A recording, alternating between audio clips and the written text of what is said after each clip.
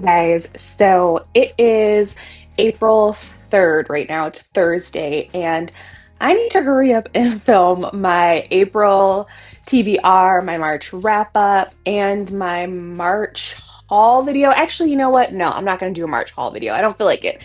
But I do need to do my wrap up and my TBR because I don't want to repeat of last month where I never ended up filming a TBR. So let's just get right into the books that I finished in March and the books that I would like to finish in April. So, in March, I did not have the best reading month. Um, in my defense, though, I ended up being extremely busy on all of my days off, or at least most of my days off, but not in my defense, holding myself accountable. I did a very poor job of prioritizing reading and just prioritizing my hobbies and myself in March. I really got trapped into like a lot of scrolling on my phone, a lot of wasted hours watching like YouTube videos that I didn't even really care about, wasn't really interested in, lots of commentary stuff that is not really important in the grand scheme of things, and that I didn't really feel like I got anything out of. So, April, my goal is to be more aware of how much time I'm spending on my phone and be more aware of how much time I'm spending doing hobbies that I actually like doing as opposed to distracting myself with my phone. So, the books that I did end up finishing in March were Quicksilver. I almost said by Naomi Novak. Girl, no, this is by Callie Hart. And I believe I ended up giving this book a 4 out of 5 stars on Goodreads. I really, really enjoyed this book. I actually read this book via audiobook last month. I found the audiobook on YouTube, and this audiobook was amazing.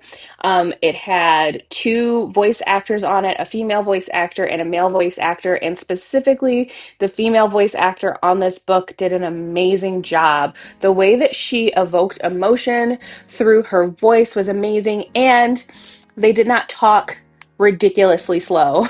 I did still end up listening to it at about like 1.25, 1.5 speed, just so that the words flowed in like a more conversational manner. However, it was not mind-numbingly slow. So I really, really enjoyed this book. I feel like I probably would have ended up giving this book a 5 star if I would have physically read it, because physically reading, I feel like you get a more in-depth view of the characters, you're more engrossed in the story, and with audiobooks, you have more of an opportunity to get distracted and you're less likely to rewind when you get distracted, if you're distracted for a minute or two, as opposed to when you're reading, if you don't quite understand one or two paragraphs, you'll go back and reread them. So I feel like if I physically read this book, I would have given it a higher rating, but nevertheless, I really enjoyed this book quite a lot. And I do plan on completing this series. I have no clue when the second book in this series comes out, but I hope it comes out soon. The second book that I ended up finishing this month was You Shouldn't Have Come Here by Geneva Rose. And this book took me kind of on a wild ride. I'm not going to lie. So I initially started reading this book pretty much loving it. I loved the mess. I was here for it. I thought that the characters were stupid and ridiculous and made dumb decisions, but it was done in a very fun way for me. I wasn't frustrated with the characters. I was more so like laughing at them, laughing at them, not with them, laughing at them, laughing at just the situation and the absurdity of it all. And I love thrillers like that. I actually have a hard time finding thrillers that are actually like super thrilling to me and that really get me emotionally invested.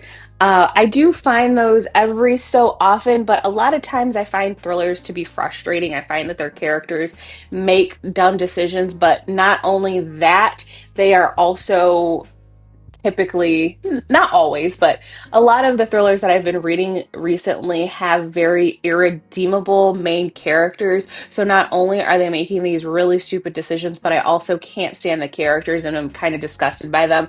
So it makes me not really be able to enjoy the absurdity of the situations as much as with this book. This book, I was just having the time of my life reading this. I thought it was funny. However, at a certain point in this book, I started to realize that the characters were going to make really or not even make. I started to realize that the author was kind of going somewhere with the story that I did not necessarily appreciate. And it wasn't anything offensive or anything like that. I just felt like all of the red herrings that were proposed, all of the possibilities of who could have done what, that were kind of brought up, and all of the ideas that I had in my head were a lot better than what actually ended up happening in this book. So the last 50 pages of this book really ended up being very disappointing to me. And it really took a hit rating wise because of those last 50 pages. I felt like a lot was kind of brought up towards the beginning of the book and kind of went nowhere. Or when it was reintroduced towards the end of the book, it was very anticlimactic. And because of that, this book would have probably been like a three. I almost considered giving this book a 4-star rating because of how much I was enjoying my reading experience. But it ended up getting a 2-star. However, I do plan on continuing to read Geneva Rose books because I would say 95% of this book I had a great time. And hey, that's an A. That's an A. So, those are the two books that I read this month. Like I said, or not this month, last month. Like I said, there were a lot of my days off. I was busy or was not prioritizing my time very well. So I am behind on my reading goal for the year, and I'm going to try to get back caught up this month in April. So let's go into the books that I plan on reading in April. So the first book I plan on reading is a book that I'm actually currently reading right now, and that is One True Loves by Taylor Jenkins Reid. I think that this was on my TBR in February, and it might have been in my TBR in January too, and it kept on getting pushed to the back burner as I got new books that I was more interested in, but I finally decided to pick this back up, and I am currently 30 or sorry, I'm currently 40 pages into this book, and I am so glad that I decided to pick this up. As you can see, or as you can maybe see, I'm starting to tab it. This book, I forgot a lot of the details surrounding what happens in this book. I know very like skeletal things that are going on in this plot is what I remember.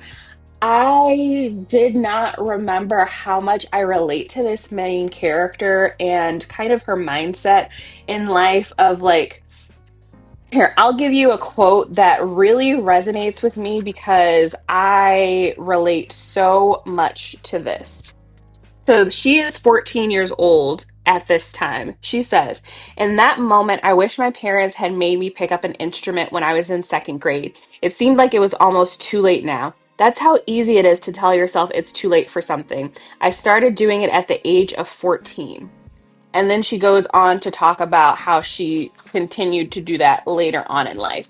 And that is something that continue to struggle with, where you feel like you compare yourself to other people and where they are and what they're doing and what they have, and you feel like, oh my gosh, like if only I could have started this, then it's too late, it's too late, it's too late.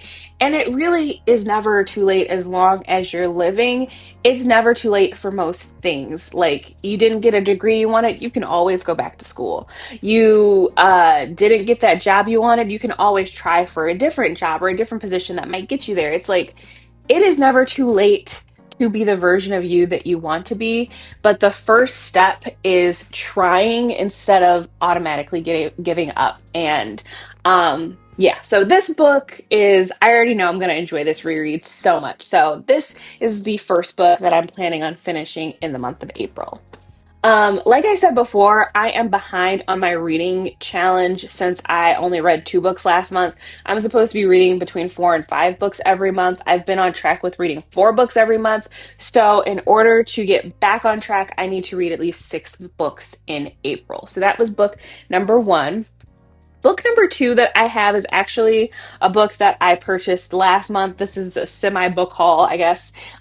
And that book is Monarch by Sophie Lark. This book I purchased the weekend before last. And when I originally purchased this book, I thought that this book was literally like a Regency era romantic thriller about a girl who gets like in an arranged marriage situation, and this man that she marries is not what he seems. This book is not that. This book is actually, it takes place in modern day, and I did not realize this. It takes place in modern day, and it is actually like a mail order bride sort of situation. She gets courted by this guy who lives in the United States of America. She is from the Ukraine, I believe, and she has only known him a few weeks or maybe a few months, and they have only met one time in person, and she is engaged to him, and she just flew to the United States, and I guess things are not as they seem. I did start reading this book at the end of the weekend last weekend, but I stopped reading it because it kind of subverted my expectations when I started reading it. I was expecting Regency realness, and I got modern realness, and I was like super thrown off by that. So I took a pause on this and decided to pick up One True Loves instead, but I will continue reading this at some point next month or this month. Okay, so the next book that I want to read is Darkly by Marisha Pessl. And Marisha Pessl is actually the author of Night Film, which is one of my favorite thrillers that I have ever read. I don't love the ending of Night Film because it is very obscure and you kind of don't get told an answer. And in books, I don't like obscure endings. In movies and TV shows, I don't mind as much, but in books, like I spent a long time reading this book. I need the answer spelled out for me. So I didn't love the ending of that book, but I loved the journey to that ending. And so I'm really excited about this book. This book is about Dia has long been obsessed with Louisiana Veda, the game designer whose creations and company Darkly have gained a cult-like following. Dia is shocked when she's chosen for a highly coveted internship along with six other teenagers from around the world. Why her? Dia has never won anything in her life. Darkly, once a game making empire renowned for its ingenious and utterly terrifying toys and games, now lies dormant after Veda's mysterious death. The remaining games are priced like rare works of art. It says as Dia and her fellow interns delve into the heart of Darkly, they discover hidden symbols, buried clues, and a web of intrigue. So it's a mystery, and I'm here for it. And it's a young adult, so I'm excited for this book. And it looks short, so that's good too. Then we've got Gods and Monsters, sorry, The City of Gods and Monsters by Kayla Edwards. I don't know what this book is about. I've heard people talk about it. It was on sale. I bought it. I'm intrigued. It is long. It is very long, but I'm very intrigued by it. I know that it is a fantasy romance book, but okay. Tell me who's reading all of that. This is a long synopsis. I'm not reading the synopsis. I don't want to know what this book is about. And then I got Say You'll Remember Me by Abby Jimenez. So this book just came out earlier this week, I believe. Now, I do have a gripe with this book already. Why are we doing a thing where we're releasing romance novels only in hardcover? I want a paperback. I did not want a hardcover. I do not like hardcover romance books. I don't really like hardcover books, but I bought this because I wanted to read this book because it takes them forever to publish the paperback versions. So I do not know what this book is about, and I do not want to know what this book is about, but I plan on reading it this month. The last book that I plan on reading in April is The Alloy of Law by Brandon Sanderson. This is technically a reread, but to be honest, I don't know what I was doing when I originally read this book because I remember zero zilch zip about this book. I just know that there's a person named Wexel or Wax. That's all I know. And that it's a continuation of the Mistborn series. But I do want to delve back into something Brandon Sanderson. It's been a minute since I've read a Brandon Sanderson book, but I'm not ready to get back into Oathbringer yet. But those are the books that I plan on reading in April. So thank you guys for watching. If you made it to the end of this video, thank you so much for making it to the end. Also, you like my beat? I did my makeup after I got home from work today.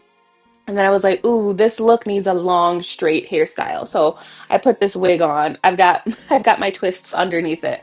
But yeah, I did my makeup, my pre-shower makeup, and I'm feeling this makeup look. So, anyway, what am I saying? Oh, yeah. Don't sweat the small stuff, guys. Thank you so much for watching. Have a great day. Have a great month. Have a great April. Let's read a lot of books and let them all be 4 or 5 star reads, right? Okay, guys. Bye.